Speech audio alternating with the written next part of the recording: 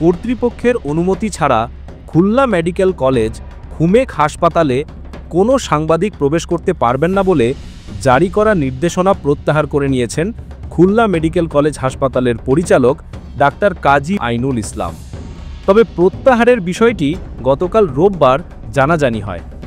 এদিকে নিষেধাজ্ঞা প্রত্যাহারের বিষয়টি জানাজানির আগে খুমেক হাসপাতালের পরিচালকের আদেশ চ্যালেঞ্জ করে লিগ্যাল নোটিশ পাঠিয়েছেন খুলনা টিভি রিপোর্টার্স ইউনিটির সভাপতি আবু হেনা মোস্তফা জামাল।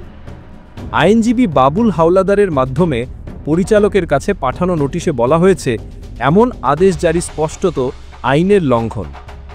গত বৃহস্পতিবার খুমেক হাসপাতালের পরিচালক ডাক্তার কাজী আইনুল ইসলামের স্বাক্ষরিত এক অফিস আদেশে উল্লেখ করা হয়, পরিচালকের অনুমতি ছাড়া কিছু মিডিয়া কর্মী হাসপাতালের ভেতরে রোগীদের ছবি তুলছেন, যা কাম্য নয়।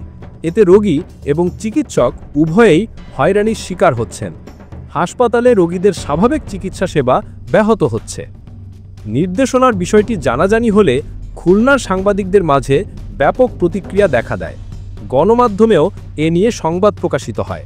পাশাপাশি বিভিন্ন সংগঠন, পেশাজীবী, সাধারণ মানুষ ও ছাত্র সংগঠনের প্রতিবাদের মুখে খুলনা মেডিকেল কলেজ হাসপাতালের পরিচালক ফ্যাসিবাদী সিদ্ধান্ত প্রত্যাহার করতে বাধ্য হন। প্রত্যাহার আদেশে পরিচালক উল্লেখ করেন যে এত দ্বারা একই তারিখ ও সমর্কের সপক্ষে সকলের অবগতির জন্য জানানো যাচ্ছে যে খুলনা মেডিকেল কলেজ হাসপাতালের 500 শয্যায় দৈনিক 2000 রোগী চিকিৎসা সেবা নেওয়ায় নিরবিচ্ছিন্নভাবে সেবা দেওয়া প্রয়োজন।